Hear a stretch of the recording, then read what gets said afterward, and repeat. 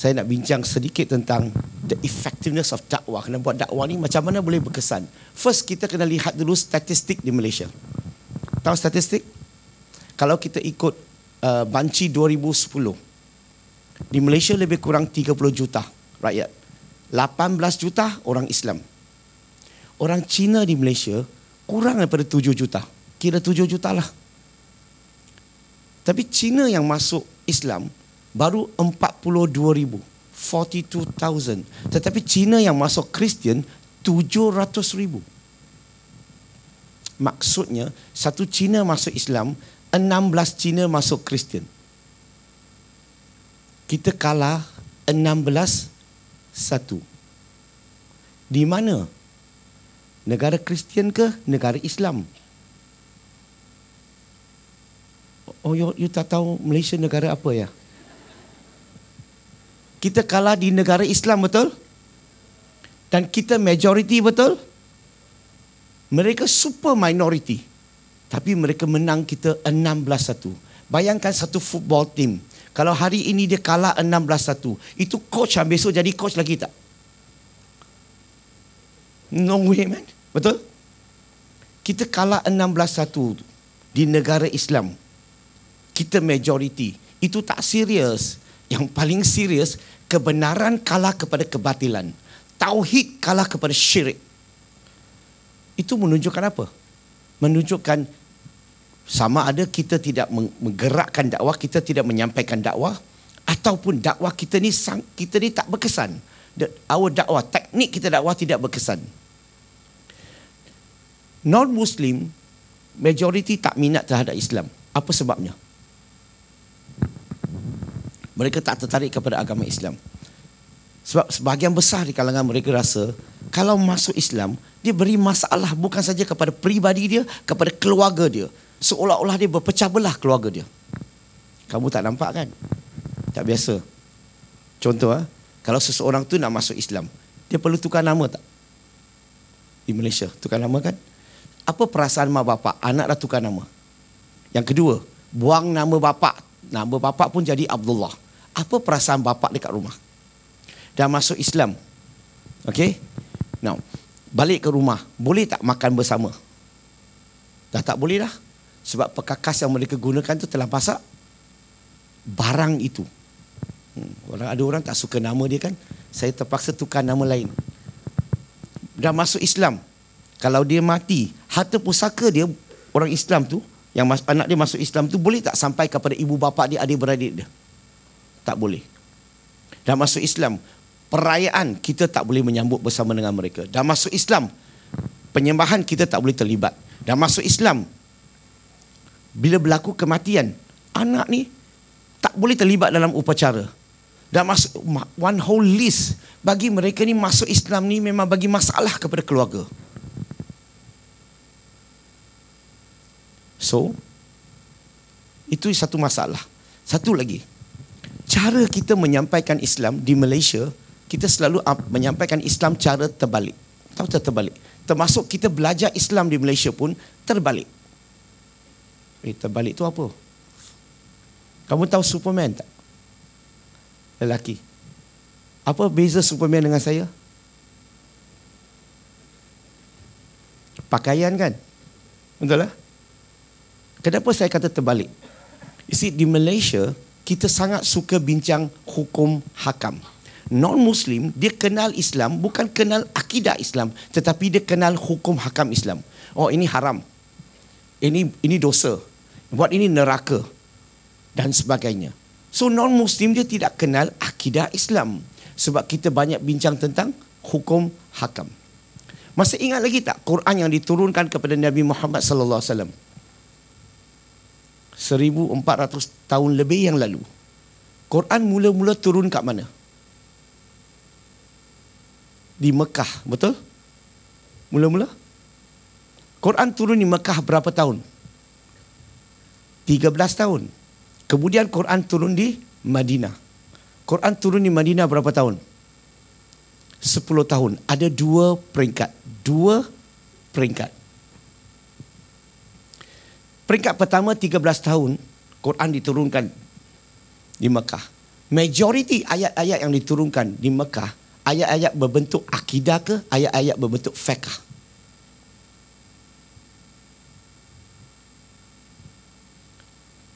By the way, can you understand Malay? Where there is no response.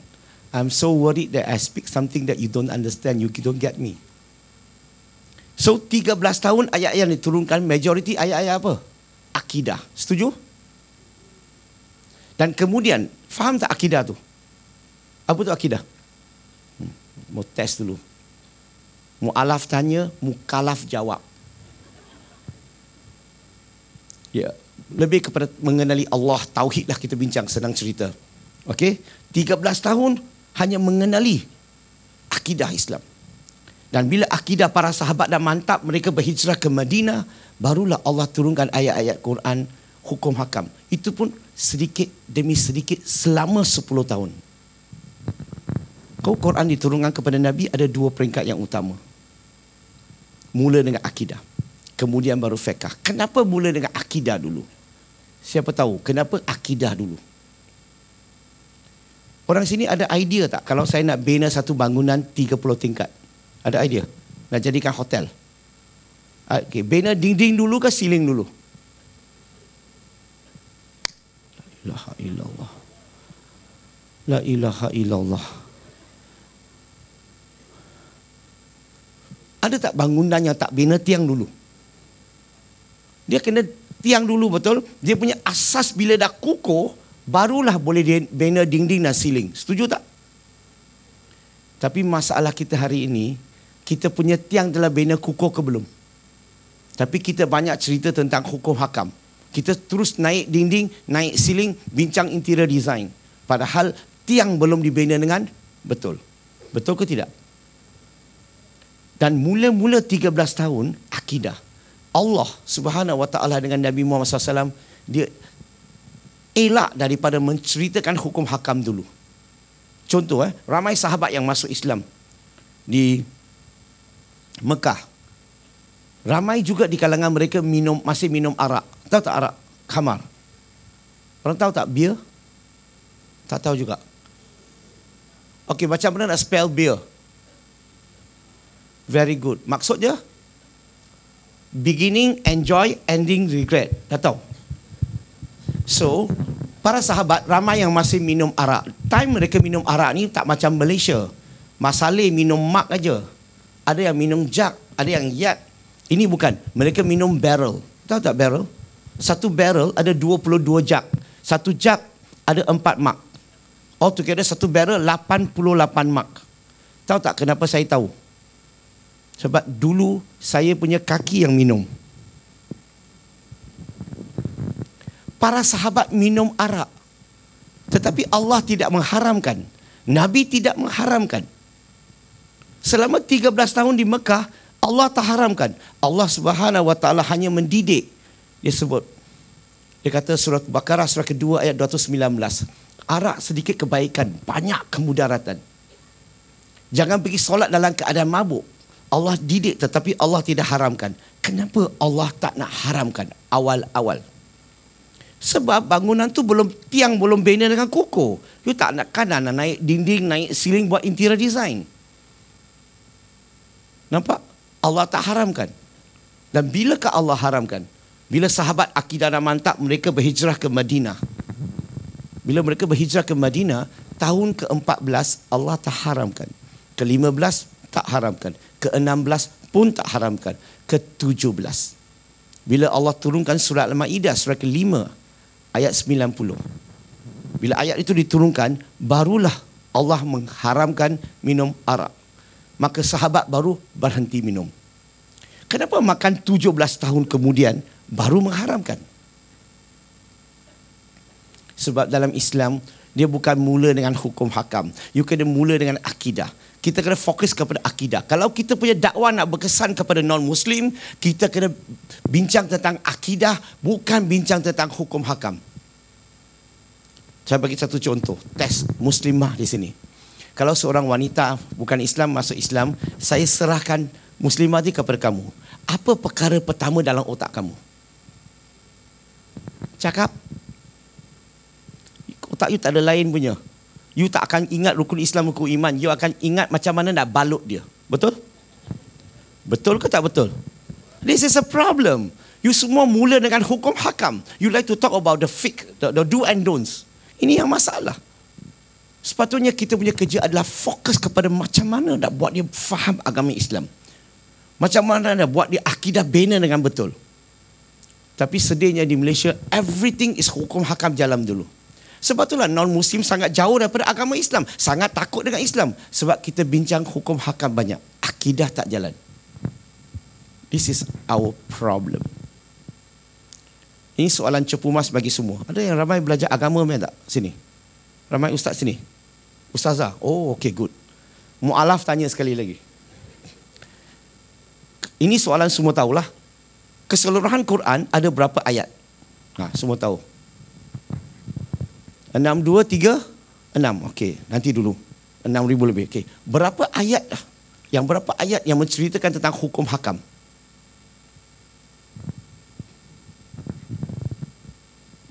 Orang di sini tahu jawapan tapi tak mau cakap berendah diri kan? Tak mau share dengan mu'alaf. Tak apa.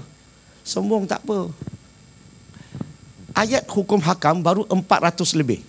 Tetapi ayat akidah 5,000 lebih. Mati-mati kita mau bincang hukum hakam dulu. Always remember the do and don'ts come last. Akidah come first. Kalau kita nak dakwah dengan berkesan, kita nak orang tertarik kepada Islam, mula dengan akidah. Macam mana nak cerita? See, kalau kita nak menyampaikan dakwah, kamu kenal tak Sheikh Ahmad Didat? Okey, tak kenal tak apa. Kenal tak Dr. Zakir Naik? Tak berapa kenal. Kenal tak Brother Lim? Okey, kalau kamu tengok Didat atau Zakir Naik punya pendekatan dakwah, hujah, you rasa sesuai tak untuk Malaysia? Pendekatan tu. Fakta tu baguslah kan? Tapi pendekatan tu sesuai tak? You rasa non-Muslim selesa tak bila kamu nak bincang dengan dia agama? Kalau nak bincang agama, non-Muslim selesa tak? Kalau bincang agama, apa yang kamu nak buktikan? Of course you nak buktikan you betul, dia salah. Non-Muslim selesa tak? Tambahan lagi, kita ni belajar sikit-sikit daripada Didat, Zakir Naik, maka kita quote orang punya kitab dan kita buat tafsiran kitab dia kepada dia. You rasa non-Muslim selesa tak? Kalau saya baca Quran, saya buat tafsiran saya sendiri, kamu rasa kamu selesa tak? Contohnya lah saya non-Muslim. Kamu nak rasa tak? Bapak saya kata, kalau there's no demand, don't supply. Nobody interested, don't tell them. Okay, I will do so. Tak ada orang minat ya. So, nak menyampaikan dakwah, saya tunjukkan teknik terbaru. Contemporary. Dan teknik ini, insyaAllah, teknik ini saya yang reka. Saya yang cipta teknik ini. Dan sangat sesuai untuk kita menyampaikan Islam kepada non-Muslim. Dan juga kita menyampaikan Islam kepada sesama Muslim. Namanya saya berikan CVC. Tahu CVC? Creator versus Creation. Contoh, kalau kita nak orang kenal Allah. Kalau kita dakwah kat dia, kita yang cakap Tuhan tu tunggal. Kamu setuju tak? Seolah-olah kita push orang untuk terima. Oh, Tuhan macam ni, Tuhan macam ni. Kalau kita cakap macam ni, seolah-olah kita nak orang tu terima atau tak terima pandangan kita. Tetapi teknik yang saya nak memperkenalkan ni adalah bukan. Kita punya kerja tanya soalan saja. Mereka punya kerja jawab. Okey? Dan bila mereka jawab, bukan kita paksa dia. I'm just asking you a question. Maka mereka yang reply. Saya bagi contoh.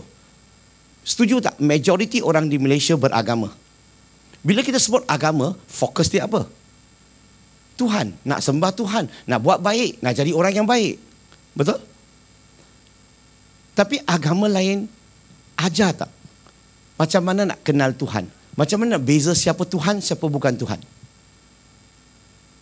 Majoriti agama hanya ajar sembah Tuhan, buat baik.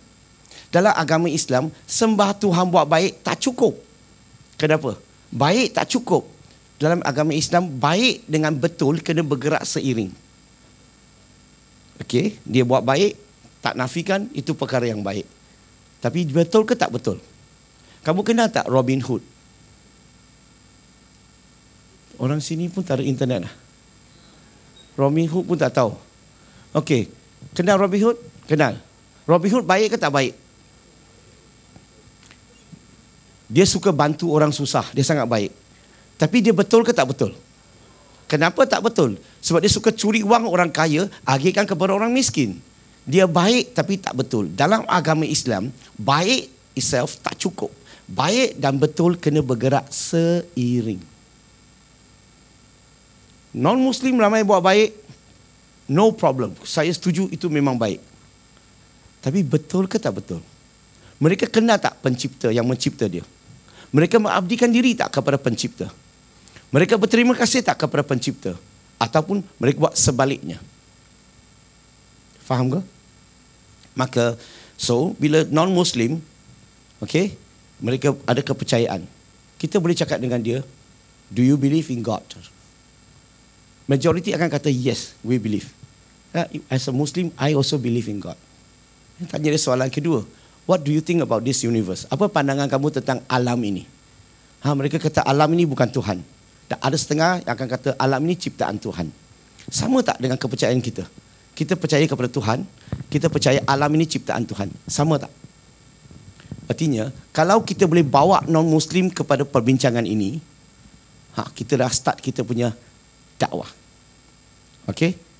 Cakap dengan dia, kita percaya sama juga. Boleh tak saya tukar nama jadi pencipta ciptaan? Senang nak bincang. Okey? Pencipta ciptaan. So kita tanya dia, since you believe in God, you believe that this universe is creation of God. So tanya dia, kamu tahu tak macam mana nak bezakan? Percaya kata saya, non-Muslim, mereka tak tahu nak bezakan. Kenapa? Kalau agama tu ada ajar, macam mana nak bezakan siapa Tuhan, siapa bukan Tuhan, takkanlah mereka syirik kepada Allah. Betul ke? Sebab tu agama tak ajar mengenali Tuhan. Islam bukan sembah Tuhan dulu. Islam kenal Tuhan dulu. Setuju tak? So tanya dia, penting tak untuk bezakan? Dia mesti kata penting. Tanya, you have any idea? Ada idea tak macam mana nak bezakan? Mereka biasanya tak tahu. Maka kita bantu dia. Okay, kita letak pencipta ciptaan. Kita sama-sama percaya kan? Maka kita letak satu perkataan di tengah-tengah. Kekal abadi. Tanya dia, pencipta kekal ke ciptaan yang kekal? Jawapan, pencipta kekal. Betul? Ciptaan kekal tak? Dia kata tak kekal. Minta dia contohlah. Dia cakap manusia, binatang, tumbuh-tumbuhan, segala yang ada nyawa dalam alam ini tak ada satu pun kekal. Setuju? Sebenarnya kan, bila ditanya soalan ini, dia yang jawab. Dia sebenarnya, kita mengingati dia tentang apa? Syarat untuk jadi pencipta mesti kekal. Kalau tak kekal, ciptaan. Reminder. Yang kedua, permulaan pengakhiran. Tanya dia, pencipta ni ada permulaan pengakhiran tak? Dia kata tak ada sebab dia kekal. Betul? Ciptaan ada tak permulaan pengakhiran? Ada. Semua yang ada nyawa dalam dunia ini, dalam alam ini, semuanya ada permulaan, lahir, pasti akan mati. Tak ada satu pun tak mati. Setuju tak? Maka dia sudah boleh bezakan yang kedua. Yang ketiga, masa, ruang dan jisim. Pencipta terikat tak kepada masa, ruang dan jisim? Tak terikat lah. Dia yang cipta masa, ruang dan jisim kepada makhluknya, kepada alam ini. Maka dia tak terikat. Ciptaan terikat tak? Remember you study physics? Segala-gala dalam alam ini, semuanya terikat kepada masa, ruang dan jisim. They're bounded by time, space and mass. Betul? Maka apa yang terikat kepada masa, ruang dan jisim? Ciptaan. Yang keempat, bergantung. Independent. Bergantung. Pencipta bergantung tak kepada matahari, udara, makan, minum? Ciptaan, semua bergantung. Last, rehat dan tidur. Pencipta perlu rehat dan tidur? Ciptaan? Biasanya saya interview, kita dah interview ribu non-Muslim. Dia akan bagi jawapan yang betul. Ada sedikit yang tak betul. Sebab fitrah dia telah dicemari keseluruhan. Selagi fitrah dia tidak dicembari keseluruhan, dia boleh bezakan ciri-ciri pencipta, ciri-ciri ciptaan. Dan bila saya beritahu dia, saya setuju dengan kamu. I agree with you 100%. Saya setuju pencipta ni kekal. Tiada permulaan pengakhiran. Tidak terikat kepada masa, ruang dan jisim. Tidak bergantung, tidak rehat dan tidur. Saya setuju. Tapi bila saya tanya dia, saya beritahu dia, tahu tak dalam pasaran ada macam-macam Tuhan. Betul tak ada macam-macam Tuhan? Sangat banyak Tuhan orang sembah. Saya tanya dia, boleh tak you bagi saya satu nama, satu Tuhan yang orang sembah yang ada 5 ciri-ciri ini? Majority non-Muslim akan kata, tak ada. You tahu tak, bila dia kata tak ada, apa maksudnya? Dia bagi tahu kita, semua Tuhan yang dia kenal, tak ada satu pun mempunyai ciri-ciri ketuhanan ini. Sebenarnya, indirectly dia telah lafaz, La ilaha. Betul? Dan saya tanya dia, kalaulah Tuhan cipta manusia, dia akan program tak manusia tu untuk kenal dia? Kalau sister ni lahirkan anak, sister akan program tak anak tu panggil you ibu, panggil suami bapa? Ya ke tidak? Mesti begitu kan? Saya tahulah you kata, tak panggil bapa, I panggil daddy. Itu lain lah, sama lah maksudnya. But is natural kan? Kamu akan panggil anak, panggil you bapa, panggil isteri mak atau ibu. Tuhan cipta kita, dia akan program tak kita untuk kenal dia? Sebenarnya tadi dia jawab soalan tu, itulah program yang Allah program kat dia. Fitrah dia boleh bezakan siapa pencipta, siapa ciptaan. Apa ciri-ciri pencipta, apa ciri-ciri ciptaan. Dan saya tanya, ada tak mana-mana kitab di dunia, agama, kitab agama yang ada bagi tahu ini ciri-ciri pencipta? Kamu tak akan jumpa dalam satu ayat. Tak akan jumpa. Melainkan dalam Quran. Surah Al-Baqarah surah kedua ayat 255.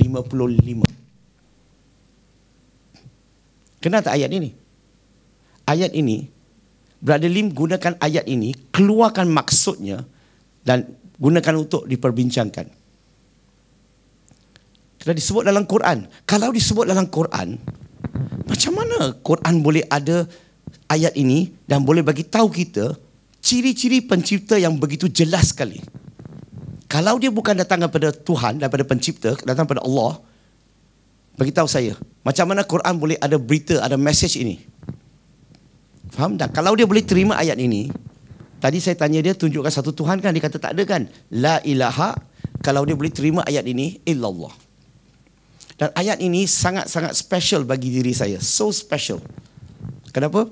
Sebab ayat ini adalah the touchstone of theology. Tahu tak touchstone of theology? Kayu ukur untuk mengenali siapa Tuhan, siapa bukan Tuhan. Tengok, saya bagi contoh. Pencipta, ciptaan tadi.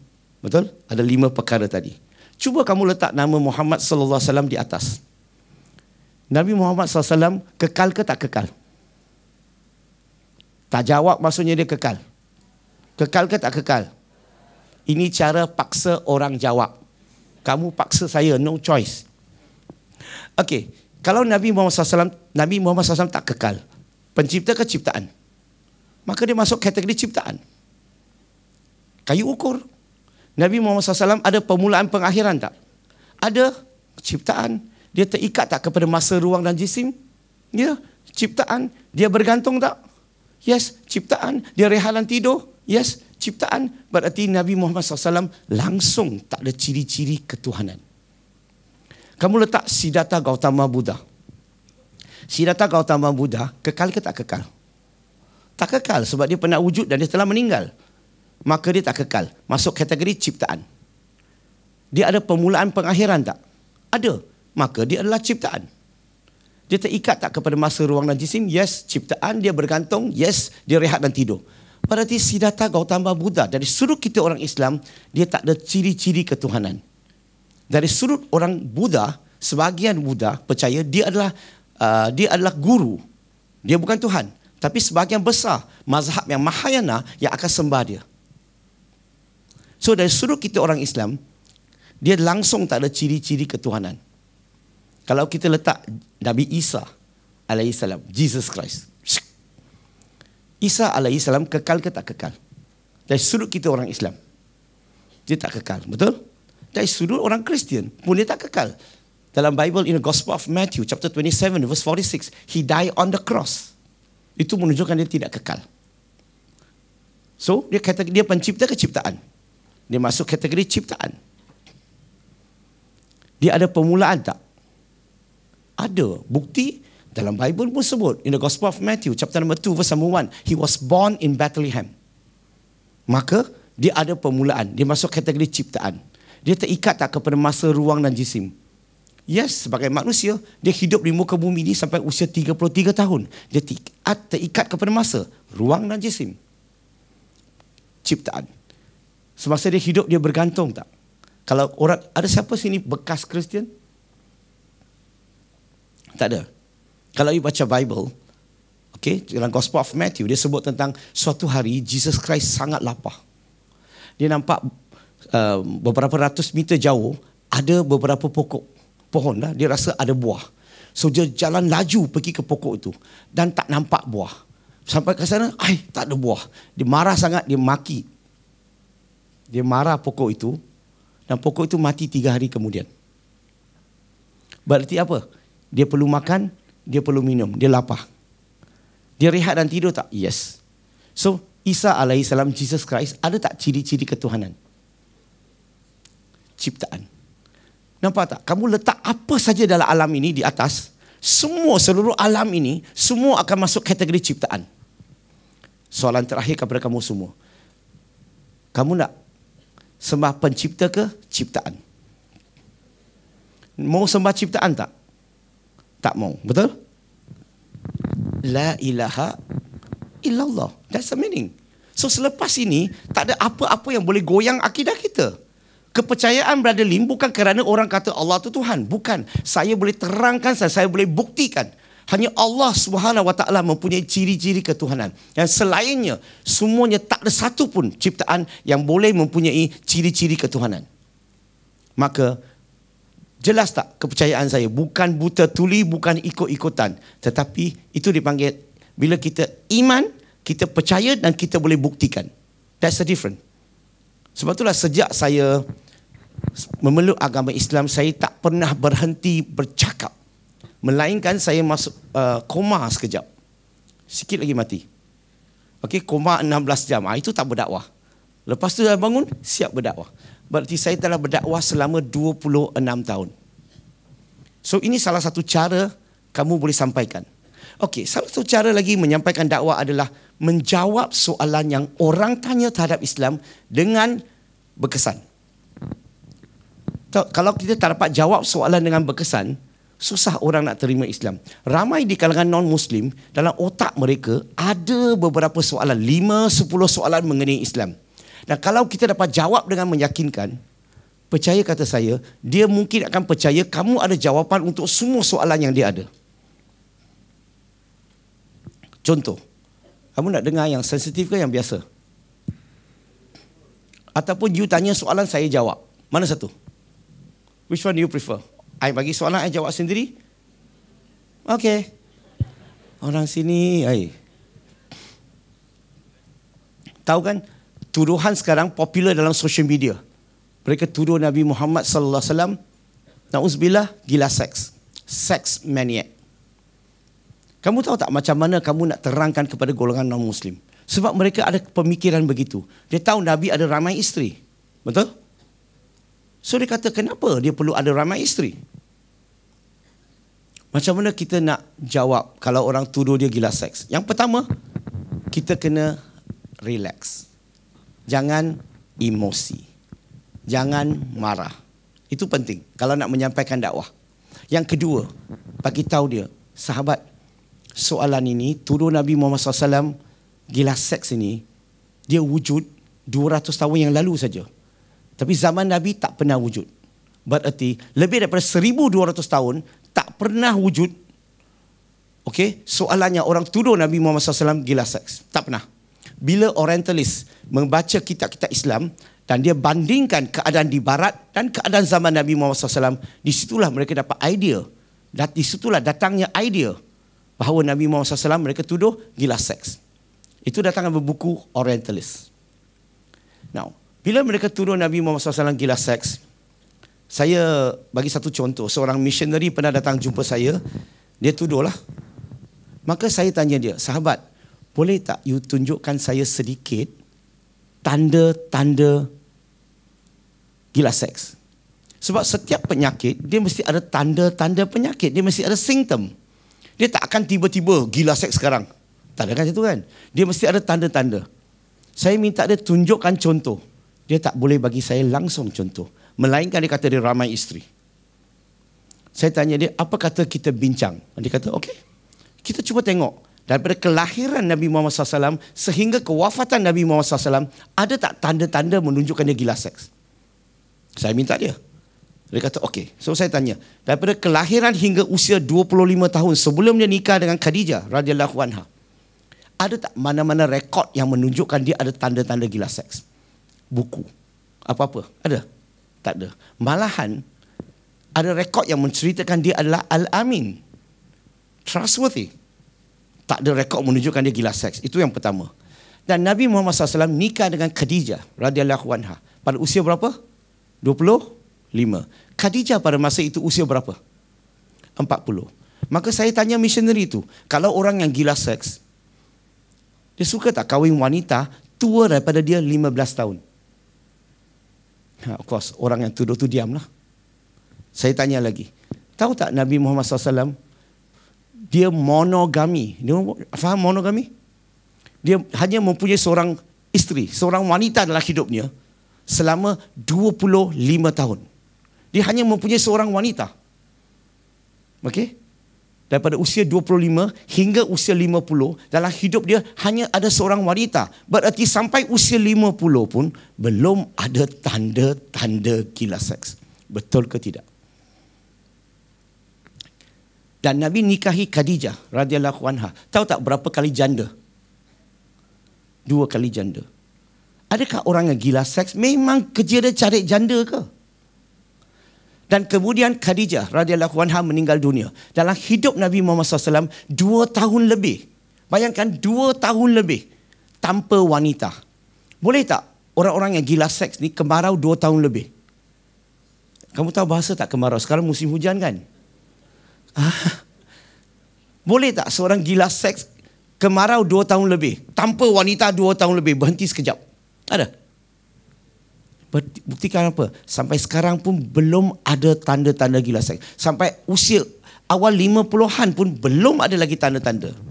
Kemudian Nabi nikahi 2 isterinya, anak perempuan para sahabat, Saidina Abu Bakar dengan Saidina Umar radhiyallahu anhu. Okey, untuk merapatkan silaturahim dengan sahabat. Dan selainnya isteri-isteri yang Nabi nikahi, sebahagian besar di kalangan mereka adalah janda. Betul ke tidak? Persoalan saya, orang yang gila seks, dia gila apa? Baru saya cakap, seks lah. Gila seks. Betul? Orang yang gila seks, dia gila nikah tak? Dia mau nikah tak? Tak. Yang saya tahu, dia lebih suka macam plus highway, touch and go. Atau pakai smart tag. Ataupun dia pakai RFID. Orang yang gila seks, dia hanya nak enjoy seks. Dia bukan nak bertanggungjawab. Betul? Tetapi Nabi Muhammad SAW nikahi semua isterinya secara sah. Betul? Sah dengan Allah, sah dengan masyarakat. Nikah. Kalau kamu nikah, wanita itu ada hubungan, itu bukan gila seks. Betul ke tak betul? Gila seks tu kamu pergi cari isteri orang, anak orang, sini tak cenggo, sini tak cenggo. Itu gila seks. Tetapi Nabi nikahi setiap isterinya secara sah. Bukan saja itu. Malahan Nabi juga bertanggungjawab. Nabi berdidik tak isteri anak? Kalau setiap isteri yang saya boleh terangkan kepada kamu tentang Nabi Muhammad SAW, isteri Nabi, betapa hebatnya ilmu mereka. Salah satu contoh saya bagi, Aisyah radhiyallahu anha. Tahu tak Aisyah, dia menghafal keseluruhan Al-Quran. Dia hafizah. Persoalan saya, adakah ini kerja orang gila seks? Ajar bini duduk rumah, hafal keseluruhan Quran. You semua tak gila kan? Halo? Tak gila pun you tak ajar kan? Hello? Kita pun cakap gila. Tak gila pun tak ajar. Nabi ajar, didik Aisyah sehingga menghafal keseluruhan Quran. Dan Aisyah radhiyallahu anha dilaporkan menghafal begitu banyak hadis dan meriwayatkan tidak kurang daripada 2,210 hadis. Dan dia juga jadi penasihat kepada 4 Khalifah Rashidin. Dia juga pernah melatih 88 ulama. Dia pakar dalam perubatan, dia pakar dalam matematik. Saya tak ada masa nak elaborate setiap satu sebab hari ini bukan cakap tajuk tu, hanya bagi contoh. Nabi nikahi dan Nabi didik isterinya. Sekarang ni, apa isunya sekarang? Mereka tuduh dia gila seks. Di manakah menunjukkan tanda-tanda gila seks? Yang tanya saya missionary Christian. Dia kata apa? Bila saya tunjuk Nabi tak ada tanda-tanda, dia kata aku tak peduli. Kurang asam. Tak kisahlah. Yang penting dia tanya, kita jawab. Dia terima tak terima bukan urusan kita. Kerja kita menjawab secara hikmah untuk supaya kita doakan semua suatu hari nanti Allah akan buka hatinya. Betul? Tapi saya rasa pelik saya cakap dengan dia. Kamu kata Nabi Muhammad SAW, kamu satu simptom aja, kamu kata ada 9 isteri, kamu kata dia gila seks. Betul? Dan saya tanya dia, dalam kitab kamu, The Holy Bible, ada seorang Nabi yang sangat popular. Namanya dipanggil David ataupun Daud alaihissalam. Kamu tahu tak Daud alaihissalam ada berapa ramai isteri mengikut tafsir Bible? Dia ada 99 isteri. Kalau Nabi Muhammad SAW ada 9 isteri, kamu tuduh dia gila seks.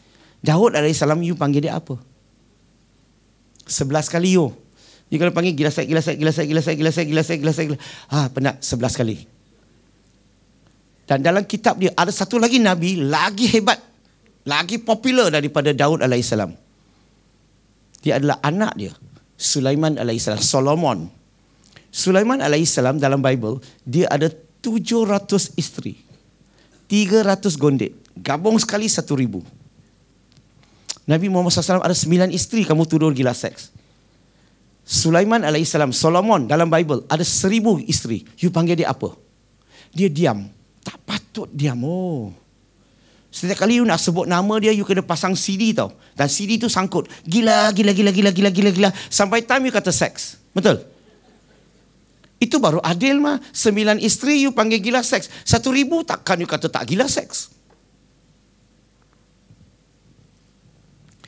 Bila dia diam sebenarnya, dia dah bagi jawapan dah. Dia tak sepatutnya tuduh Nabi Muhammad SAW gila seks. Sebab dia punya Nabi 99 isteri, 1,000 isteri, kamu tak kata gila seks. Faham ke?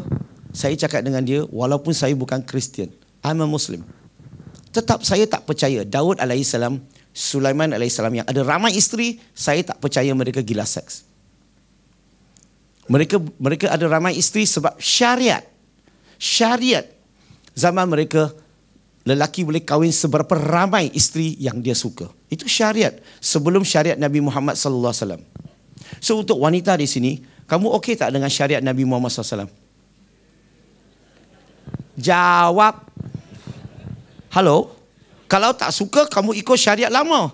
Suami kamu boleh kahwin seberapa ramai yang dia suka. Cakap. You pusing kiri pun kena, pusing kanan pun kena, betul? Okay, now point saya di sini adalah kita kena belajar untuk mengulas, menjawab secara rational, step by step, show people, explain. Dengan cara macam ni, dakwah akan jadi sangat berkesan. Clear ke? Now, you nak tanya I soalan ke? You nak I sampaikan lagi? Saya bagi peluang untuk tanya soalan. Ada siapa? Oh yes. Wireless. Oh, okay. The wireless sekarang. So, any one of you would like to ask questions? You want me to answer certain things? Because kita kena belajar skill, teknik untuk menjawab soalan. Ada? Tak ada? Saya sambung juga. Nyanyi lagu sendiri. Kalau I cakap saja, nanti you cakap bosan ke? Betul? So you nak saya cakap soalan yang pedas ke biasa? Pilih. Pedas. Sekarang ni non-Muslim, dia ada ramai di kalangan mereka yang kerja dia adalah untuk mencari kesalahan, untuk cari apa-apa yang boleh diinterpretasikan dengan cara yang lain. Okey, gunakan untuk apa? Untuk melemahkan kepercayaan kita. Kenal tak David Wood? Tak kenal juga. Dia berdebat dengan hijab, Muhammad Hijab. Tak kenal? Tak apa. Okey. Kerja dia adalah untuk macam ni lah, cari kelemahan. Lepas tu saya bagi contoh soalan-soalan yang dia kemukakan. Sebahagian soalan tu yang kemukakan adalah bukan saja daripada dia, daripada golongan yang lain, adalah dia gunakan Quran untuk mengelirukan kamu.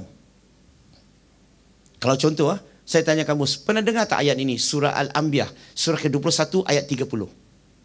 Nah, ayat Quran tu panjang, tapi saya cari satu maksud dalam ayat itu. Dia sebut, segala-gala yang hidup dijadikan daripada air. Pernah dengar tak? Every living thing is made of water. La ilaha illallah. Bukan senang Pernah dengar ke tak pernah dengar? Pernah. Kamu percaya tak ayat ini? Tak pasti. Ingatkan you Muslim. Percaya ke tak percaya? Tak jawab maksudnya tak percaya. Percaya ke tak percaya? Nah, ini cara terpaksa, paksa orang jawab. You see, kalau kamu percaya, you faham tak ayat ini? Dia kata segala-gala yang hidup, segala-gala yang ada nyawa dijadikan daripada air, dicipta dengan air. Itu maksudnya. Kalau you kata percaya, you tahu tak dia buat apa? Dia akan tanya kamu. Kamu tahu apa itu jin? Jin makhluk yang hidup kan mati? Jin dicipta dengan apa? Bercanggah dengan ayat Quran tadi. Quran kata segala-gala yang hidup dijadikan daripada air. Tapi jin jadi dengan api. Bukankah contradict? Malaikat, makhluk yang hidup kan mati? Malaikat dicipta dengan apa? Masalahnya ayat Quran Allah sebut explicit, segala-gala yang hidup dijadikan daripada air. So sekarang saya nak tanya, dalam api tu ada air ke? Dalam cahaya tu ada air ke? Cakap. Bukankah berlaku percanggahan? So macam mana kamu boleh kata Quran tu kalam Allah? So kalau kamu tak nak anak-anak kamu bila berdepan dengan soalan-soalan sedemikian, it's better for you to learn now. Or you want to wait for your children, your kids. Okay? Bila dah keliru, bila dah murtad, baru nak buat sesuatu. Brother Lim selalu kena pergi luar negara, pergi betulkan akidah anak-anak orang Islam yang telah murtad, nak pergi, minta saya pergi pulihkan dan sebagainya. Makan masa, makan tenaga.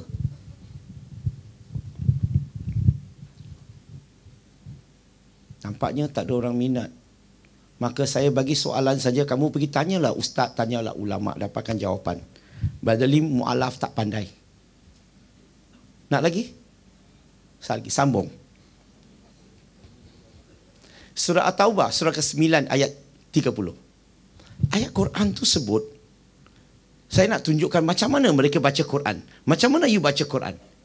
Dia suruh baca Quran, you tak nampak. Maka ayat Quran tu sebut, dia kata orang Yahudi memanggil Uzair sebagai anak Allah, Izrah.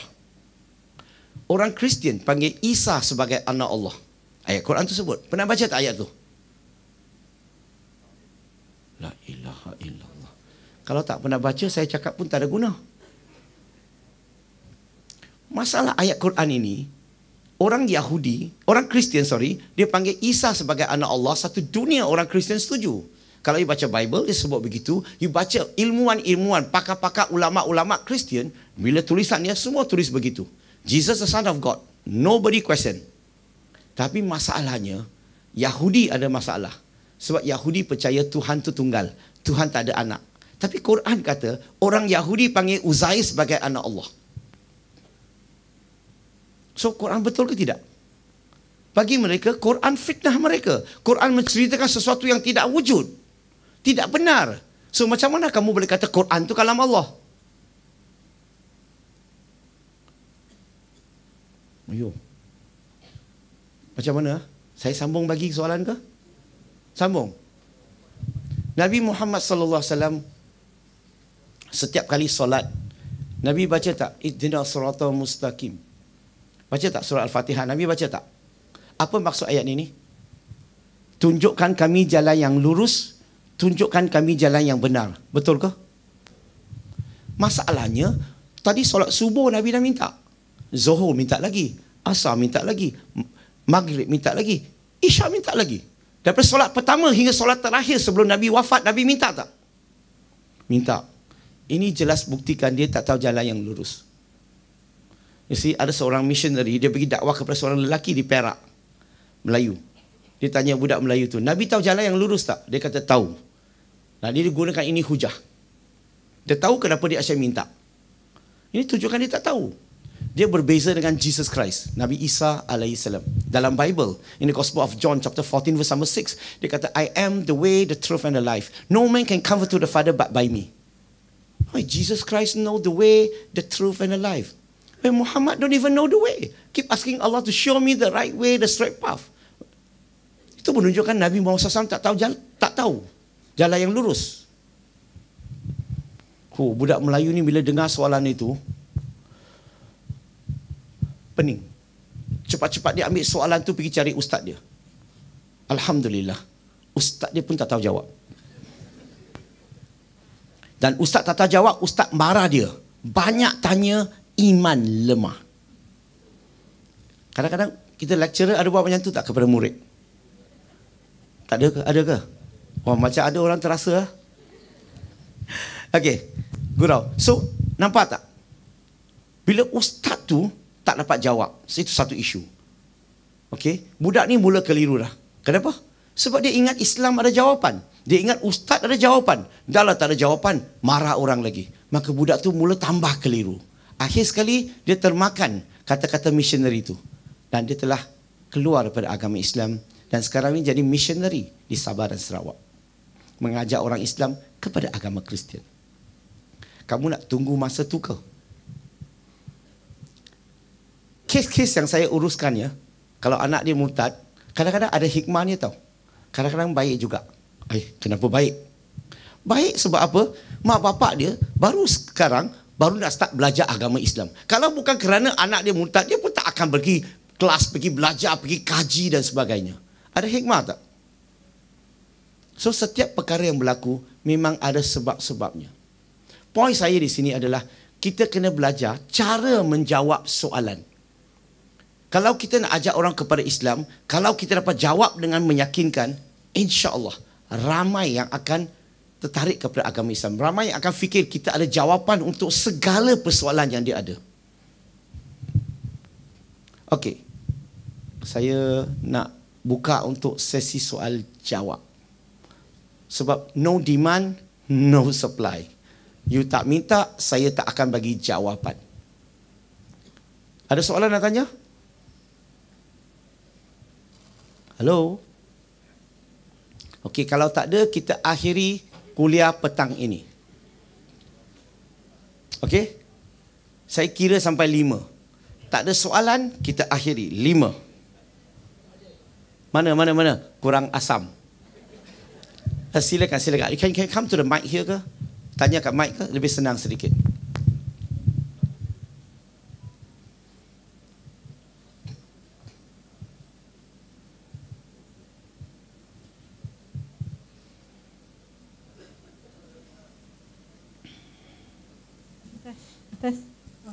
Assalamualaikum. Waalaikumsalam warahmatullahi wabarakatuh. Nak tanya, kalau non-Muslim, diorang kan sembah patung kan? Macam mana diorang tahu patung tu Tuhan diorang? Okey, soalan tu aja. Tu je. Okey.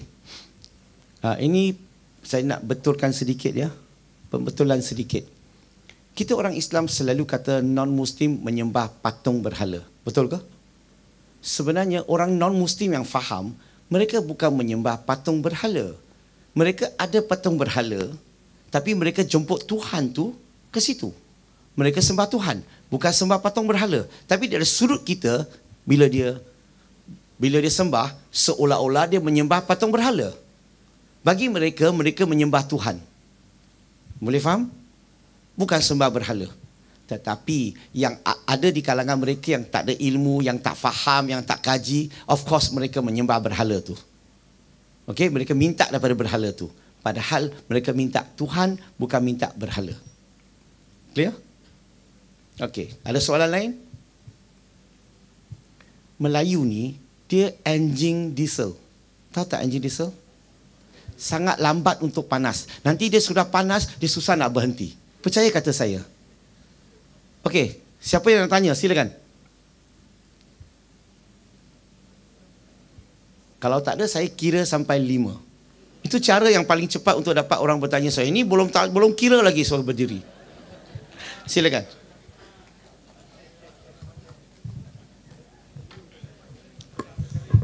Assalamualaikum. Waalaikumsalam warahmatullahi wabarakatuh. Thank you very much. Sedap saya hari ini. Saya nak tanya satu soalan berkenaan dengan non-Muslim ni. Jadi, ya dah lama kawan dengan Melayu kan. Dah faham tentang Islam. Dan jiran-jiran pun Islam juga. Jadi bila kita minta tanyalah macam mana supaya masuk Islam lah. No. Jadi dia kata saya takut dengan keluarga lah. Biar anak-anak kahwin dulu. Biar isteri tak ada. So mungkin 20 tahun lagi kan. Jadi jawapan tu agak sukar lah kan. Jadi macam mana kita nak approach macam ni supaya dia tertarik dan boleh masuk Islam lah. Nanti dulu. Saya cuba faham soalan kamu. Pertama, kamu tanya non-Muslim minat nak masuk Islam. Tapi masalahnya halangan nak beritahu keluarga macam mana atau isteri macam mana dan anak dan sebagainya. Betul ke? Macam mana nak uruskan kes sedemikian? Okay, good. Now, kalau kita ada kes sedemikian, ingat, kita di Malaysia ni, kita ingat bawa pergi daftar masuk Islam tu penting. Dalam keadaan dia, sesuai tak bawa pergi daftar? Tak sesuai lah. KIV dulu. Yang penting tu kita buat dia faham akidah Islam. Bila dia faham akidah Islam, dia dah beragama Islam. Kalau dia terima dan dia belajar, kita ajar dia, dan kita ajar dia underground. Tahu underground tak?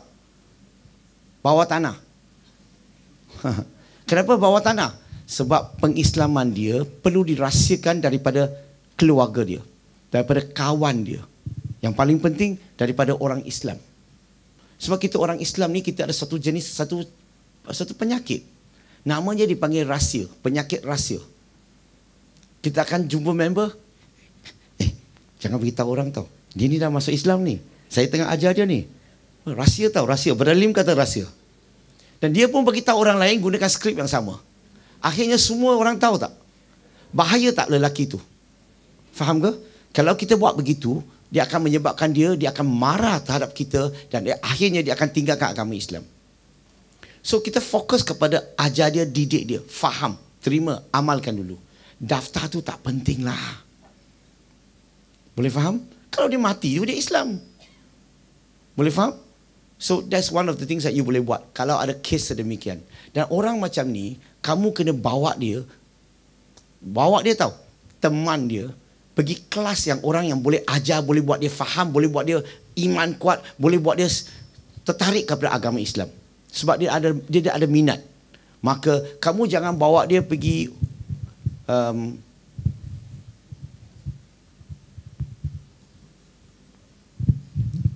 tak boleh cakap, bawalah dia jumpa orang yang betul. Kalau tidak, kalau orang yang tak pandai mengajar, ingat tahu, kalau kita nak uruskan mu'alaf ini, non-Muslim ke mu'alaf, kita kena elak daripada terlibat apa-apa perniagaan dengan dia, pinjaman dengan dia. Itu semua tak boleh ada. You jangan buat insurans cari dia, you jangan jual produk untuk dia, jangan. Don't have anything. Boleh faham? So kalau ada kes sedemikian, first, jangan fokus kepada daftar. Fokus kepada macam mana nak dia faham. Dan kalau dalam kelas saya di Kuala Lumpur, setiap hari Selasa saya ada buat kelas. Saya mengajar kelas Fardu Ain. Yang datang tu ramai non-Muslim, ramai born Muslim, ramai mu'alaf. Dan saya hanya mengajar saja. Ramai di kalangan mereka belajar. Selepas 3 bulan, 6 bulan, setahun, satu persatu datang ke depan, dia kata dia bersedia untuk berdaftar masuk Islam. Padahal dia dah Islam dah. Betul? Tapi dia bersedia untuk berdaftar. So mereka perlu masa. Kadang-kadang mak bapak masih hidup. Dia tak tahu macam mana nak berdepan. Tapi kalau iman dia dah mantap, hujah, kefahaman dia dah bagus, dia boleh berdepan dengan keluarga. Boleh faham? So you kena pastikan itu dulu. Kalau tidak, masalah. And then you kena belajar usul fiqh. Usul fiqh, kawaid fiqh, maqasid syariah. Kalau bidang ini kamu tak pandai, kamu bimbing mu'alaf, kamu bukan bantu, kamu bagi masalah kepada mu'alaf. Sebab hukum yang kamu beri itu, untuk mu'alaf bukan cakap hukum. Untuk mu'alaf cakap tentang fatwa. You have to differentiate hukum dengan fatwa. Dan kebanyakan orang tak tahu. Maka kita bukan membantu mu'alaf tu, kita bagi masalah kepada mu'alaf tu.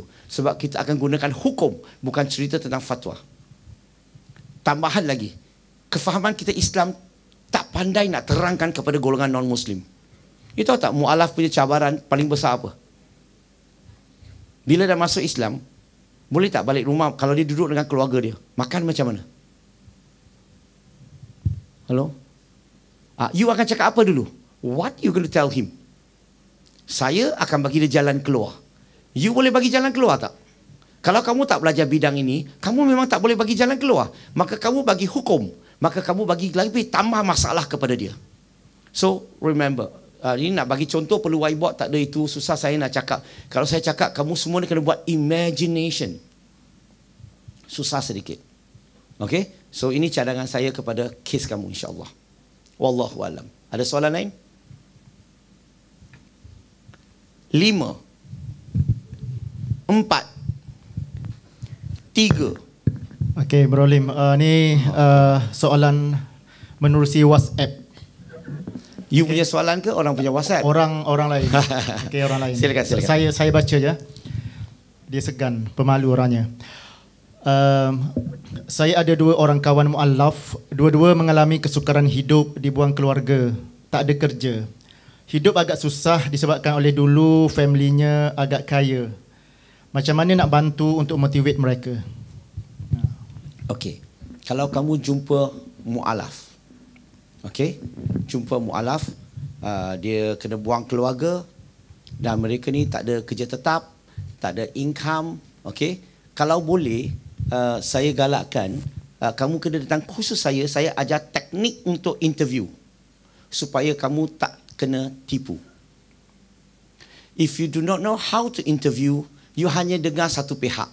Cerita betul tak betul, kita tak pasti. Betul?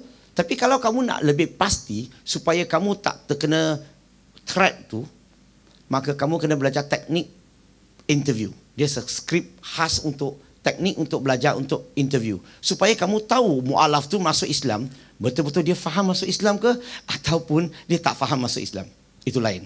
So kalau kamu boleh bezakan, masa itu cara bantu dia berbeza. Faham masuk Islam, cara berbeza. Tak faham masuk Islam, cara berbeza. Okay? Now, sekarang ni kita punya kerja bukan mempersoalkan, mempertikaikan. Bukan. I tak kisah. Dia datang dengan niat yang jahat, niat yang tak baik pun saya tak kisah. Yang penting, okay, dia nak kita bantu dia kan? Yang penting dia datang kelas. Kalau dia datang kelas selalu, saya akan bagi dia allowance. No problem. Datang khusus, saya bagi allowance. No problem. Supaya apa? Supaya dia datang belajar. Kalau dia belajar, kita boleh ubah tak niat dia? Boleh ubah. So, orang datang. Kalau non-Muslim sanggup datang, kita bagi allowance is not an issue. Yang penting kita boleh sampaikan Islam kepada dia. Now, bagi mu'alaf yang kalau dia asyik meminta, asyik mengemis, asyik minta kita duit, apa kesalahan kita buat? Bagi saya senang aja kalau dia minta, saya cakap dengan dia, saya daripada NGO yang mengajar agama bukan kebajikan. Tapi sekadar you nak makan, saya boleh bagi. Tapi saya tak boleh selalu bagi sebab kami bukan kebajikan punya NGO. Okay? Tapi saya biasanya akan tanya dia, you tahu buat apa kerja? Dia kata dia tak berapa boleh, tak pandai. No problem. You boleh sapu cat tak? Gate. Gate punya cat. Boleh sapu gate boleh? Okay. Saya ada satu kerja lah. Kalau you sapu cat, you dapat duit ini macam ni. You akan dapat RM200. Dia mau duit kan? So, beli cat semua, kasih dia sapu. I punya rumah dulu gate selalu sapu. Kenapa? Sebab saya nak dia earn it. Saya nak dia kerja untuk wang tu. Bukan kita bagi dia macam ni.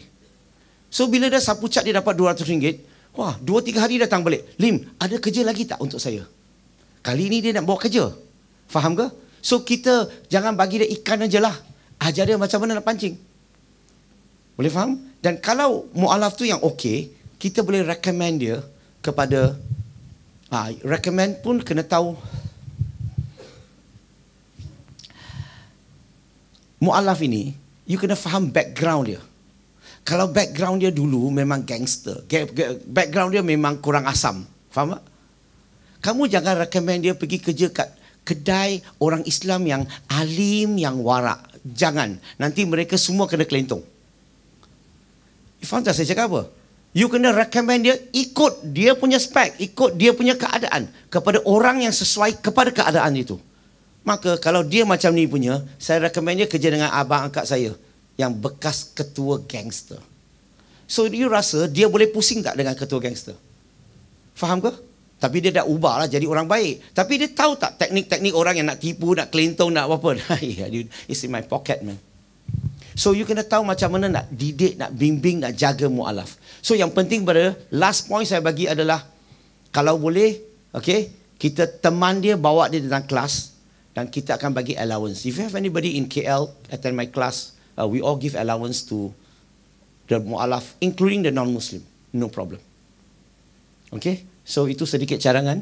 Tapi kalau you nak faham ini, datang 2 hari khusus saya tentang pengurusan mu'alaf. Khusus tu, khas A sampai Z kamu belajar. Sebab kebanyakan kita kalau tak belajar khusus ini, kamu pergi didik bimbing mu'alaf, kamu bukan membantu, kamu bagi masalah. Kenapa? Kamu bagi pandangan yang salah, kamu bagi hujah yang salah, kamu bagi jawapan yang salah. Itu jadi masalahnya. Wallahu alam. Ada lagi? 5, 4, 3, 2, 1. Saya tak nampak. Silakan, silakan. Siapa nak tanya dulu? Silakan. Sila dulu.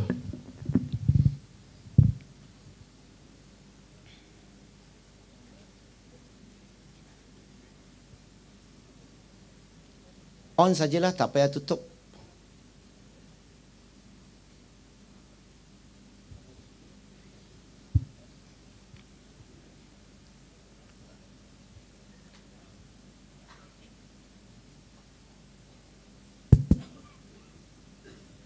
Ya, Assalamualaikum. Waalaikumsalam warahmatullahi wabarakatuh. Soalan berkenaan hukum hakam lah, bro. Hukum hakam. Kadang-kadang kita tak tahu which upacara yang kita boleh hadiri dan kita tidak boleh hadiri bagi non-Muslim. Contohnya kalau kematian ke apa kan, bolehkah kita menghadiri, dan juga perayaan-perayaan yang boleh kita hadiri dan kita tidak boleh hadiri. Nanti dulu sister, you kena bagi saya spesifik dah. Sekarang ni banyak agama, saya tak boleh bincang setiap agama. You pilih satu, saya hujah. Kalau tidak, saya tak tahu nak mula daripada mana. You ask me a very general questions, you have to give me specific questions so that I will answer you directly. Okay, like for me, my family was Sikhism. Okay. So kalau kata atuk or nenek saya meninggal, can I visit them? And Okay. then perayaan, of course, they celebrate Waisakhi on 14 April. So, and then satu lagi, Chinese New Year, kita yang makan-makan tu boleh kita hadiri, yang meja bulat tu. Okay, meja bulat ke empat segi tak ada kisah kan? Dia bukan specifically meja bulat. Okay, now you stand there. So I jawab dulu sebab mungkin you akan tambah selepas ini. Dia begini. Yang pertama, secara umum, general lah, boleh tak kita pergi ke agama lain, orang kematian, dia punya pengemumian ke, dia punya upacara bila ada orang mati, boleh tak kita hadir? Hadir secara umumnya no problem. Kita pun boleh bagi sedikit wang membantu keluarga mereka untuk meringankan beban. Kita ucap takziah, no problem. Kita boleh duduk sana, kalau dia bagi kopi ke kacang ke, kita boleh makan. Hanya kita tak boleh terlibat dalam upacara kematian itu. Faham tak? That is ritual. Itu syirik. Hanya kita boleh pergi tengok, kita boleh tengok mayat dia, kita ucapkan takziah, kita bagi bantuan, kita duduk sana dan cakap borak-borak sedikit dan sebagainya. That one no problem. Now, kalau perayaan, contohnya Sikhism punya perayaan atau Hindu punya perayaan atau Christmas punya perayaan dan sebagainya, itu keagamaan kan? Nah, isu ini ada khilaf di kalangan ulama. Khilaf. Tahu khilaf tak? Dia ada dia ada beberapa pandangan di kalangan ulama. Okay. Now, saya bagi formula dulu boleh? Saya bagi formula dulu so that you all know. Lain kali hujah dia macam mana. Okay. Now, yang pertama, first bila orang nak kata sesuatu yang boleh ke tak boleh ke, first kita kena tahu dulu. Dalam Quran, ada tak sebut secara jelas? Hadis, ada tak sebut secara jelas? Dalam bahasa Arab dia gunakan qat'i subut, qat'i dilalah. Ada tak jelas? Kalau tak ada, okey. Quran sunnah tak ada, ke tepi. Sekarang ni datang daripada mana? Boleh tak boleh tu? Datang daripada pandangan ulama. Betul? Dan pandangan ulama dia gunakan ayat Quran ke, hadis ke yang dipanggil implicit statements. Zanni. Tahu zanni? Dia tidak jelas, dia umum dan mereka gunakan ayat itu untuk menginterpretasikan isu itu. Maka bila sesuatu yang dipanggil zanni ni speculation. Okey, zanni subut, zanni dilalah. Maka kalau dia umum, dia tidak jelas, alright? Maka dia akan ada dalam ahli sunnah wal jamaah, dia akan ada yang pilih pandangan dia rasa pandangan ini lebih tepat. Kalau Nabi wujud, Nabi akan pilih haram. Contoh. Satu lagi kata, kalau Nabi wujud, dia akan pilih harus. Sebab ayat itu tidak eksplisit, dia implicit. Maka dia terbuka untuk beberapa interpretasi. Can you understand this? Sebab itulah kita bila sampai ke perayaan, semua mazhab setuju dulu. Kalau kamu pergi ke tempat ibadah tu, menyambut tu, haram. Itu semua setuju. Hanya bezanya mengucap, boleh ke tak boleh. Pergi rumah dia, meraya ke, contohnya pergi rumah dia, meraya ke, boleh ke tak boleh. Itu ada khilaf di kalangan ulama. Yang tak ada khilaf adalah kamu pergi ke tempat ibadah dia, menyambut seolah-olah kamu beragama itu. Betul? Tapi sebagai perayaan, saya hari raya, dia datang ziarah kita, dia punya perayaan, kita ziarah dia, itu lain. Itu ada khilaf di kalangan ulama. Satu pandangan kata tak boleh, satu pandangan kata boleh. Boleh faham?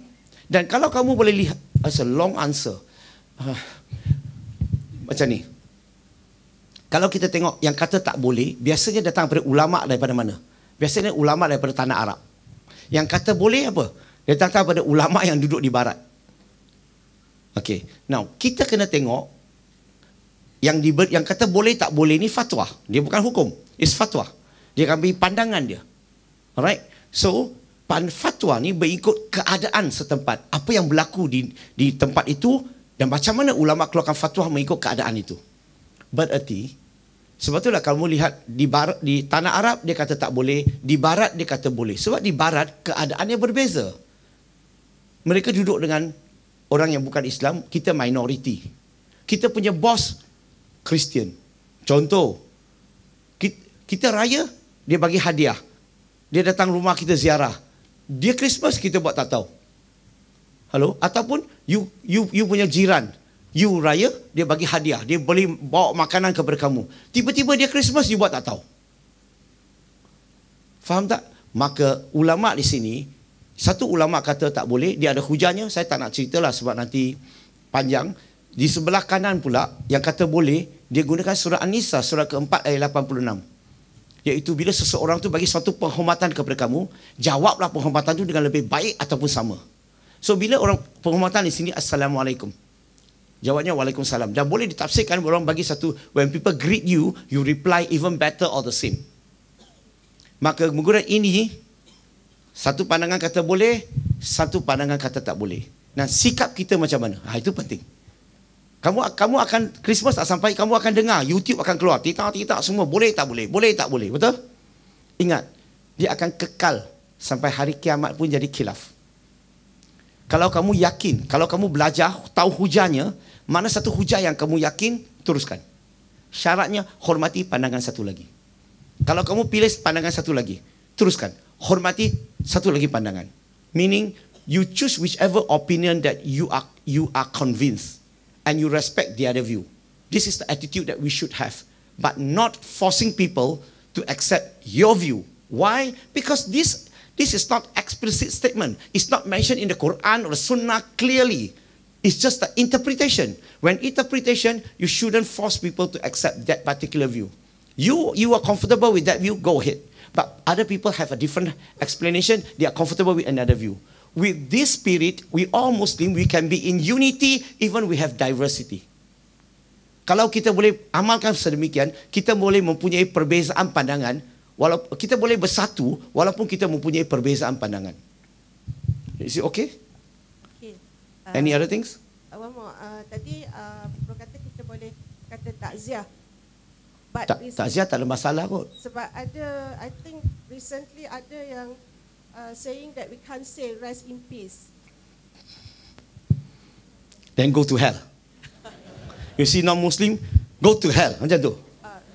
See, sister, when you want to say something tak boleh. Okay? When you want to say haram, no problem. Saya nak tanya, kul hatu buhanakum. Sebab when you want to say haram, you are speaking in the name of Allah. You speaking on behalf of Allah. But Allah tak Allah sebut. Is there anywhere in the Quran Allah say haram? Faham tak saya cakap apa? If Allah didn't say it, I mean explicitly. That's why I think one of the ustaz yang kata we can't say rest in peace. Okay. So that's, tak tahu dia lah boleh ke tak boleh. The point here is, again, sebab itulah, you kena belajar ilmu supaya you boleh tahu dia cakap ni berasas atas pandangan. Faham tak ni? Atau berdasarkan nas, berdasarkan dalil, ataupun berdasarkan dia rasa tak boleh. Bagi saya, ingat tahu sister, you must remember, semua setuju tak? Islam bukan bapak saya punya. Tak setuju? Tak bapak saya punya, bukan? So Islam pun bukan bapak you punya kan? So kita nak cakap boleh tak boleh, dia ada disiplin tak? Dia ada formula tak? So how do you derive the answer to become haram? I want to listen. If you can give me good explanation and convincing explanation, I will follow you. But otherwise, I have my explanation. Faham ke? Because I know the formula and I know how to come up with the hukum. So, ingat sister, whenever a person speaks something, that maybe the person is celebrity, maybe the person is a ustad, but not necessarily that is his field. Not necessarily is his expertise. Giving hukum that might not be his field. Can you understand this? So he might make mistake, right? Okay, one more. Yeah. Merry Christmas pun ada orang kata tak boleh cakap. Kan saya dah bagi jawapan tadi. Saya tak nak hujah saja sebab di Malaysia agak sensitif kan. Saya kata ada dua pandangan. Ada yang kata tak boleh. Pandangan daripada seorang ulama besar daripada mazhab Hambali. Yang kata boleh daripada mazhab Maliki, daripada mazhab Syafi'i yang kata boleh. So sekarang ni bila ada dua pandangan, maksudnya khilaf. Bila khilaf, kamu boleh pilih mana satu yang kamu yakin mengikut keadaan kamu. Boleh faham? Macam contoh, kalau saya nak pilih fatwa, ikut Arab punya fatwa ke ikut Eropah punya fatwa? Mana satu tempat yang lebih sesuai kepada keadaan Malaysia? Mana satu? Eropah yang lebih sesuai kepada keadaan Malaysia. Maka fatwa tu lebih sesuai digunakan di Malaysia. Contoh. So you kena faham, fatwa ni diberikan mengikut keadaan setempat. Yang ulama yang kata haram tu, sebab semasa dia dalam keadaan dia hidup tu, mereka ada geseran, perselisihan dengan orang Kristian. Sebab itulah ada kemungkinan tak fatwa dia diberikan dipengaruhi oleh perselisihan tu. Can you understand this? Yeah. So it's just opinion. So always remember, when there is the Quran never say anything explicit, the Sunnah never say anything, and then when it comes to the opinion, you have to learn to calm down. You have to wait that there could be another opinion or this way or the other way. Because there's no such thing that a person can give opinion where there's no support by the Quran and Sunnah and can just say, make it haram just like that. No such thing. Not that simple. Can you understand this? Wallahu alam. Okay, thank you so much. Banyak saya faham hari ini. Sama. Okay, ada lagi? Kalau boleh ya, soalan macam ni, kamu tanya mufti lah. Saya ni mu'alaf. MM juga. Saya start dengan M, mu'alaf. Mufti di Terengganu, saya percaya dia lebih arif, ataupun ahli majlis Terengganu, tanya mereka. Mereka lebih arif. Saya hanya bagi pandangan sebagai mu'alaf saja. Okey, saya mungkin salah. Okey, boleh tegur saya. Saya sentiasa terbuka. Kalau orang boleh buktikan saya salah, sentiasa tegur saya. Okey? Sekarang pun boleh tegur. Okey. 5, 4. Okay, 4 macam ni. Okey. 3 kurang asam. Belum kira habis lagi. Silakan. Assalamualaikum. Waalaikumsalam warahmatullahi wabarakatuh. Saya nak tanya soalan tadi, yang 3 soalan. Pertama berkenaan air, sumber yang kehidupan. Yang kedua pasal gelaran anak Tuhan. Dan yang ketiga pasal surah tu. Saya risau kena soalan tu. 3 soalan tu makan masa yang panjang pada. Tak apa. Tak apa juga. Saya bagi jawapan pendek boleh? Just give you direct answer. Kalau nak hujah, datang saya terangkan. Sebab it take times. Yang pertama tadi, ingat lagi tak? Segala-gala yang hidup dijadikan daripada air. Now, kita baca Quran, kita kena faham satu perkara. Setiap ayat yang diturunkan ada konteksnya. Ada konteks. Allah sebut, contohnya Allah sebut, Ya ayuhan nas. Konteksnya manusia. Ya ayyuhallazina amanu, orang Islam. Qul ya ahlul kitab, orang Yahudi dan Nasrani. Boleh faham ke? The context. Okay? Now, bila kita tengok ayat ini, kita kena faham ayat ini punya konteks apa. Dia cerita tentang apa? First, Allah menciptakan mula-mula selain pada kalam, Allah ciptakan malaikat, betul? Kemudian jin, betul? Kemudian bumi ke manusia dulu? Mana satu? Bumi ke manusia dulu? Mu'alaf tanya. Bumi dulu. Kemudian baru manusia, betul? Manusia ni, bumi telah wujud sebelum manusia diletak di muka bumi ni tau. Kita ni pendatang, halal punya. Rumah kita di syurga, kita ni pendatang. Maka bila Allah letak kita di muka bumi ini, dan Allah turunkan Al-Quran, untuk bimbing siapa? Halo? Untuk bimbing manusia, betul? Bagi panduan, bimbingan kepada manusia, betul?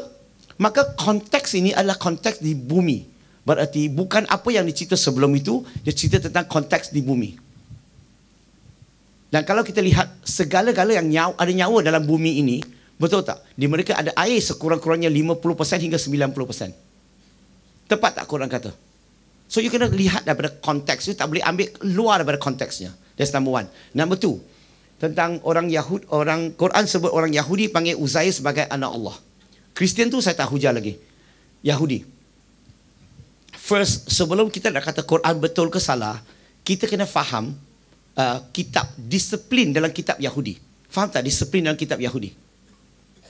Berarti, adakah Quran menceritakan sesuatu yang bercanggah dengan disiplin agama Yahudi? Contoh, kalau kita baca Genesis chapter number 6, verse number 2, verse number 4. Dalam Bible sebut, the sons of God saw the daughter of the man. They were fair, and they take them to be their wife, and they bear children with them. The sons of God. Dalam Bible, dia tuju kepada apa? Sons of God di sini. In the book of Exodus, chapter number 4, verse number 22, Israel is my firstborn son. In the book of Psalm, chapter number 2, verse number 7, Thou art my son, this day I have begotten thee. Now, perkataan tu digunakan anak Tuhan begitu kerap dalam kitab Yahudi. Tanya orang Yahudi, anak Tuhan ini kiasan ke hakiki? Semua Yahudi akan kata kiasan. Orang yang baik, orang yang alim, orang yang tak berdosa, orang yang warak, semua tu Nabi, Rasul dipanggil anak Tuhan. Itu bahasa dalam agama Samawi. The language of Semitic religion. Boleh faham? Hello? Saya takut saya cakap saya shock sendiri. Berarti kalau ikut disiplin agama Yahudi, orang yang baik, orang yang alim, orang yang warak, Nabi, Rasul, orang yang mempromosikan kebaikan, semua dipanggil anak Tuhan. Tetapi bukan hakiki, kiasan. Godly people maksudnya. Dan kalau kita lihat surah At-Taubah tadi, ayat 30, dia sebut tentang orang Yahudi memanggil Uzair sebagai anak Allah. Apa maksud tu? Siapa tu Uzair dalam agama Yahudi? Ulama besar. Alim, warak. Layak tak dia dipanggil anak Tuhan?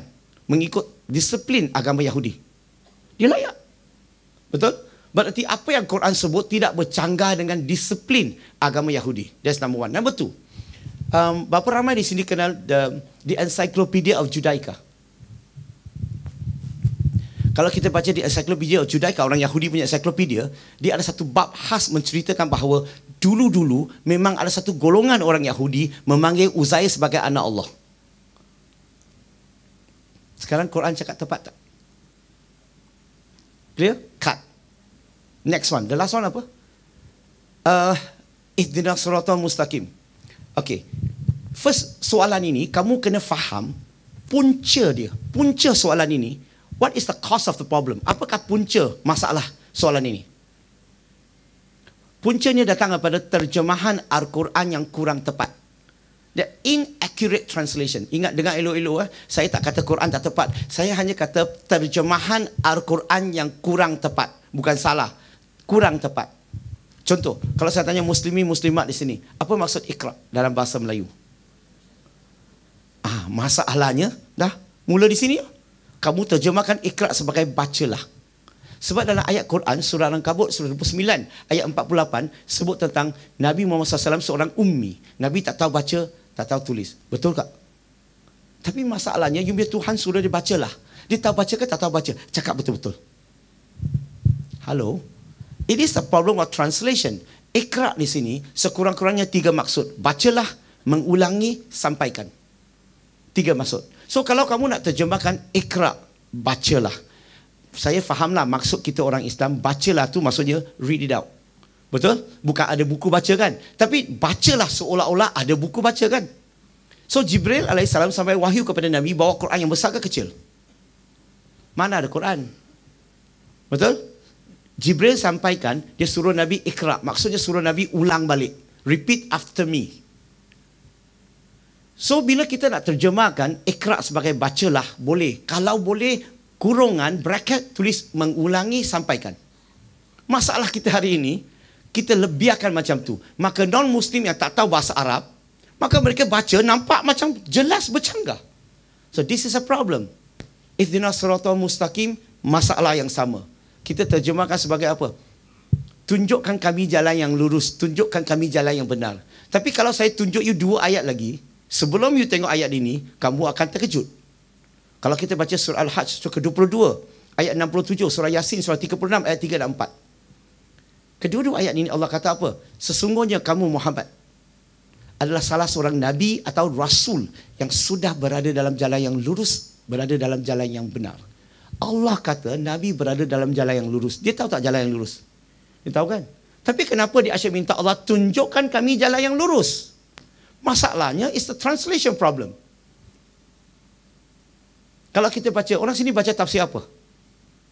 Which tafsir that you using here at home?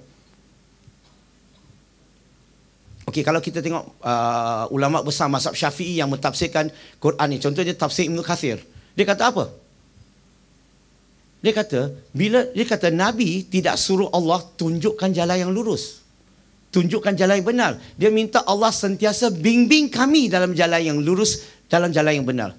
He didn't ask Allah to show him the right way, the straight path. He's asking Allah to continue guide us in the right way, at the right path. Guide. When you are at the, when you are in the right path, when you have the truth, you are asking Allah to guide you. When you go astray, you ask Allah to show you the right way, the straight path. So this verse tafsir say guide, not show.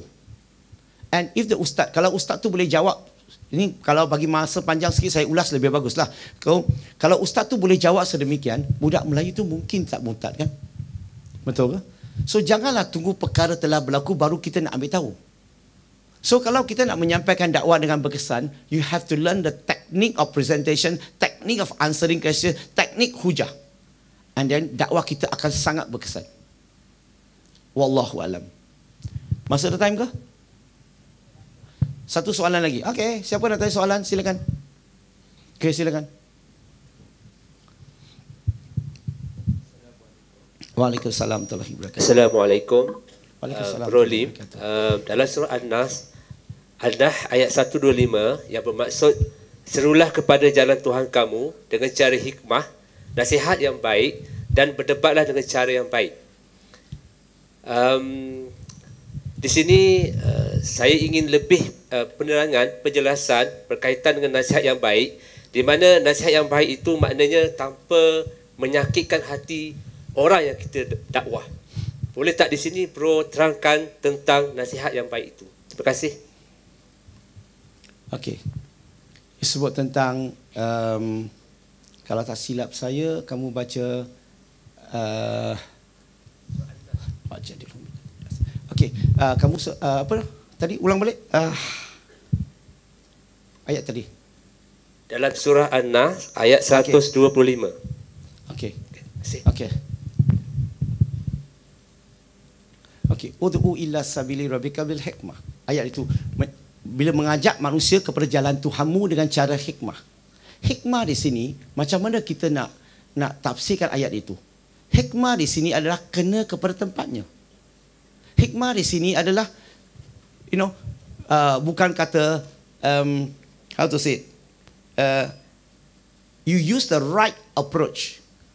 Now, bila kalau sebut tentang berdialoglah dengan mereka dengan cara yang paling berdebat ke, berdialog ke dan sebagainya, maksudnya berhujahlah dengan mereka dengan cara yang paling hikmah, paling baik sekali.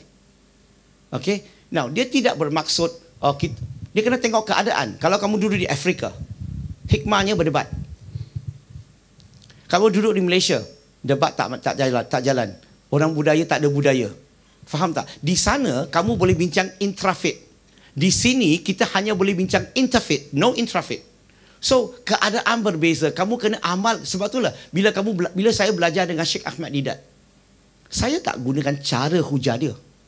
Saya gunakan point yang dia ajar, tapi saya tak gunakan caranya. Kenapa?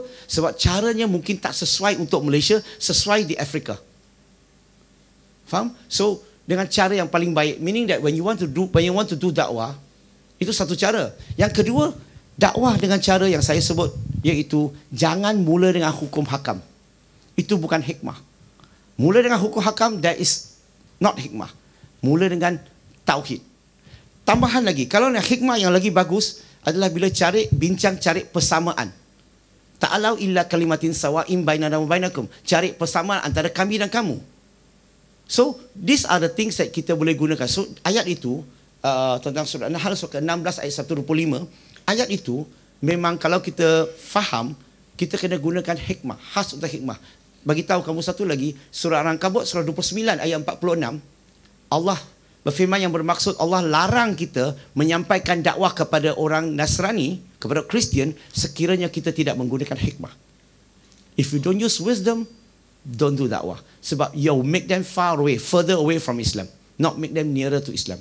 Ingat, orang masuk tak masuk bukan urusan kita. It's not our job. Our job is to convey. In Surah Al-Baqarah chapter number 2 verse 272, where Allah wants us to convey. Try to think of the best way to convey. Hikmah way to convey. Sebab we want to win their heart, not to win the argument. If you want to win the argument, of course you have the truth. You will win. But you will lose the heart. You will make them further away from Islam. So always remember, objective of doing dakwah is to bring people closer to Islam and make people to embrace Islam. Okay? But not to win the argument. Wallahu alam. Okay? Saya rasa masa pun sudah time. Sebelum saya berhenti, saya nak ucapkan ribuan terima kasih kepada rektor kita, rektor yang membenarkan, memberi peluang kepada saya untuk bercakap sedikit di sini. Dan ingat, apa-apa yang saya cakap tu itu sekadar kefahaman saya. Saya mungkin salah, tapi kalau nampak mana-mana yang kamu tak setuju, don't worry, pergi tanya mufti, tanya ahli majlis. Saya ni mu'alaf aja. Okay? So kalau kamu apa-apa tak setuju, kamu boleh tegur saya. Don't worry ya. It's open. Sebab saya ni manusia tak lari daripada kesilapan. Dan juga saya nak mohon maaf juga saya cakap kasar sikit. Sebab saya ni orang Melaka. Orang Melaka ni bahasa dia memang macam tu. Betul ke? Dan sebelum saya berhenti, siapa-siapa yang minat nak tengok tulisan saya galakkan, contohnya putih ni, kamu nak belajar macam mana nak buktikan Al-Quran kalam Allah. If you give me time, 1.5 hours, I will explain to you about this book. About how to prove Quran beyond doubt is the words of Allah. Macam mana nak buktikan. Dan buku purple ini adalah mengenai agama Nasrani. Kalau kamu nak hujah, Saya tulis ulas banyak perkara di sini, dan juga ada beberapa perkara yang kita orang Islam campur adukkan agama Islam dengan agama Yahudi dalam kehidupan kita, kefahaman kita. Contohnya salah sila Nabi. Sering kali kita ikut Israeliat punya, kita ikut agama Kristian punya, kita ikut Bible punya kata-kata. Kita tak tahu beza kat mana, salah kat mana. Termasuklah iblis. Iblis asalnya malaikat. Biasa dengar tak orang-orang mempunyai kefahaman begitu. Iblis asalnya malaikat, ajaran Kristian bukan ajaran Islam. Dalam Islam, malaikat ni kanan minal jin. Mereka daripada golongan jin. Kita campur adukkan. Banyak lagi lah, tak ada masa nak terangkan. Satu lagi adalah tentang buku kuning ini. Iaitu 40 akhlak Nabi Muhammad sallallahu alaihi wasallam. 40. The best akhlak daripada Nabi. Bacalah buku ini. Dan kita contohi Nabi. Percayalah, ramai orang akan tertarik kepada akhlak kita. Dan kalau boleh, hadiahkan kepada kawan-kawan non-Muslim. Because it's non-sensitive story.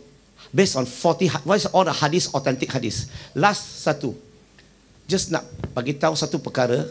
Di Malaysia, negara Islam, banyak sekolah agama, sekolah pondok, sekolah tafiz, college agama, universiti agama. Tapi Malaysia tak ada missionary school.